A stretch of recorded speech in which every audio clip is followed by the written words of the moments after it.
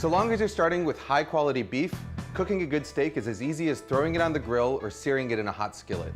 But if you want perfect steak, and I'm talking steak with a rich, brown, crackling crust and a medium rare core that extends all the way from edge to edge, then you need to take your technique to the next level.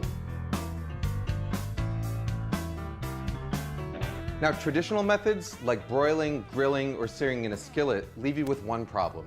Your steak develops a temperature gradient inside it.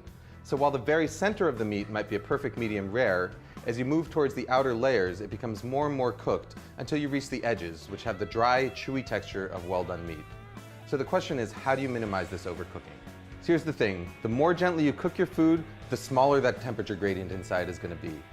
So for instance, if you cook a steak in a 500-degree oven, you're going to develop a pretty thick band of gray meat inside. Cook that same steak in a 250-degree oven, and that gray band shrinks significantly.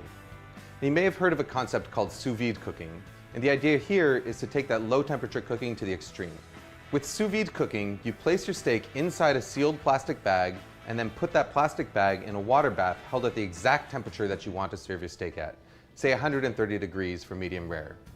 About 45 minutes later, you take your steak out of that bag and it's perfectly evenly cooked from edge to edge with no temperature gradient and no danger of overcooking. The problem is that sous vide equipment is really expensive, but there's an alternative. A regular old $30 beer cooler. Even though a cooler is designed to keep cool things cool, it's equally good at keeping hot things hot. So all you've got to do is fill it up with hot water, adjust the temperature with boiling water or cold water, and then place your bag meat inside it to cook. So long as you start a few degrees higher in order to compensate for the heat loss when you add your meat, it should be able to maintain its temperature for the 45 minutes required to cook most steaks, pork chops, lamb chops, chicken, or fish. You can cook your meat either in a cryovac style bag or in a regular heavy duty zipper lock bag. In order to get the air out of a zipper lock bag, put your meat inside it, zip it up most of the way, and then slowly lower it into the water, sealing it just as the air is forced out. You've probably noticed one glaring problem. Your steak develops no crust or color. You're gonna have to add this after it comes out of the cooler. Now you can do this on a grill if you want to cook outside, but my personal favorite way is to finish it in a cast iron skillet. Just heat up some oil over the highest possible heat while you carefully dry the outside of the steak in order to help it brown faster.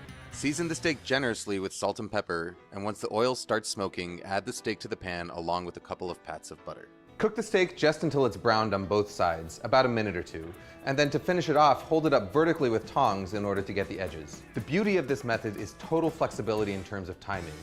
Once your steak comes up to temperature inside the cooler, you can let it sit there for up to a few hours longer without worrying that it's going to overcook. Your steak is going to be hot and ready to sear as soon as you're ready to eat. You want to up your game even further? Then get yourself one of these guys. By combining the intense heat of a propane torch with a cast iron skillet, you can get a steakhouse quality char in a matter of moments. Just make sure that you shut off your smoke detectors first. It may take a little bit more time, but if you're willing to put in the effort, this is the best quality steak you can get at home.